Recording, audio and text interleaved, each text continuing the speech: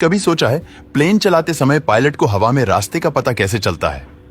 आखिर पायलट के पास ऐसा क्या होता है जो हवा में रास्ते का पता चल जाता है?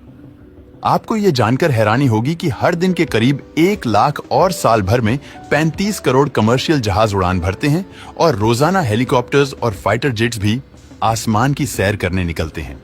इसलिए कहा जाता है कि किसी भी देश की हवाई सीमा में ट्रेन और सड़क परिवहन से भी ज्यादा ट्रैफिक हवा में होती है और इस ट्रैफिक को मैनेज करने के लिए बारीकी से ध्यान रखना पड़ता है, क्योंकि एक छोटी सी भूल एक बड़ी दुर्घटना को अंजाम दे सकती है। और आज के इस वीडियो में हम जानेंगे किस तरह एयर ट्रैफिक को मैनेज किया जाता है। इतनी ऊंचाई पर भी पायलट अपनी फ्लाइट का रास्ता कैसे ढूंढते हैं?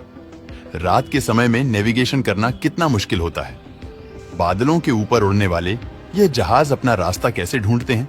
और कैसे पायलट को पता चलता है कि मैं जहाज को सही रास्ते पर ले जा रहा हूं? तो देखिए, आज से 120 साल पहले जब एयरप्लेन की खोज की गई थी, तब शुरुआती दौर में रास्ता ढूंढने से लेकर सही लैंडिंग करवाने की जवाबदारी सिर्फ और सिर्फ पायलट के कंधों पर होती थी।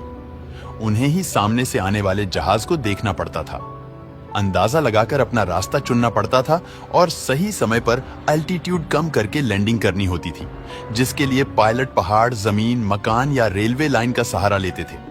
जैसे कि अगर कोई बहुत ही बड़ा पहाड़ है तो उस पहाड़ को एक मार्किंग के तरीके से इस्तेमाल किया जाता था और उसे देखकर पायलट डिसाइड करते थे कि हमें बिल्कुल सीधे जाना है या फिर कितने डिग्री पर मोड़ लेना है। लेकिन इस तरीके को अपनाने से कई मुश्किलें आती थी, जैसे कि प्लेन को लंबा रास्ता चुनना पड़ता था और अगर प्लेन अपना रास्ता भटक जाए तो उसे फिर एक चक्कर लगाकर एयरपोर्ट के पास आना पड़ता था, जिससे ईंधन भी काफी ज्यादा जलता था और हमेशा हादसा होने का खतरा बना रहता था। इसलिए अमेरिका ने प्लेन्स को रास्ता दिखाने का एक दूसरा तरीका ढूंढा। उन्होंने जहाज को रास्ता दिखाने के लिए कई जगहों पर बहुत बड़े एरो बना दिए। जमीन पर बने यह तीर इतने बड़े होते थे कि पायलट को 20,000 फीट की ऊंचाई पर भी दिख जाते थे। लेकिन यहाँ भी एक समस्या थी कि एरो रात के समय नहीं दिखते थे, इसलिए वैज्ञानिक ने इनके चारों तरफ बड़ी बड़ी लाइट्स लगा दी। लेकिन बादलों के ऊपर उड़ रहे प्लेन के पायलट्स के लिए जमीन पर बने तीर को देखना मुमकिन नहीं था।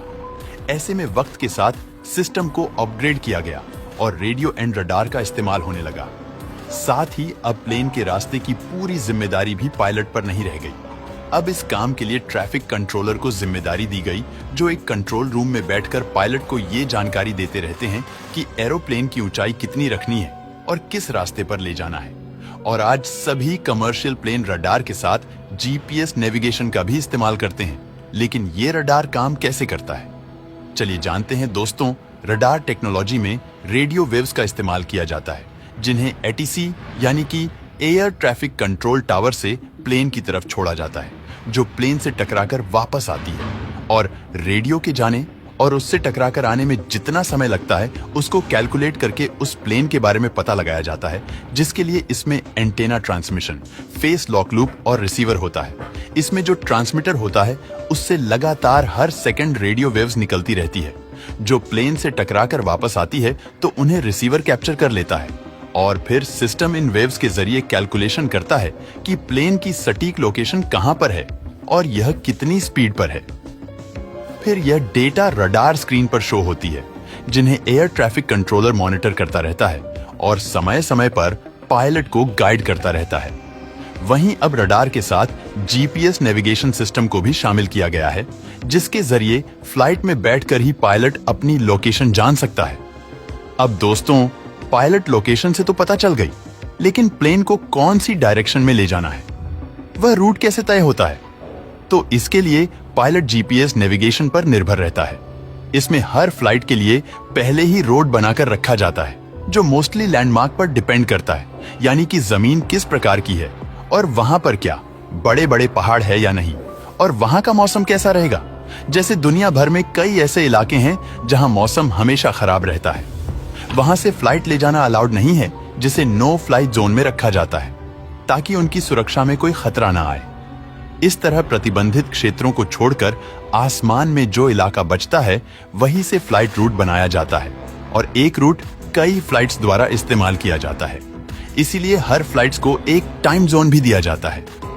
आपको यह जानकारी अच्छी लगी हो तो वीडियो को लाइक और शेयर करें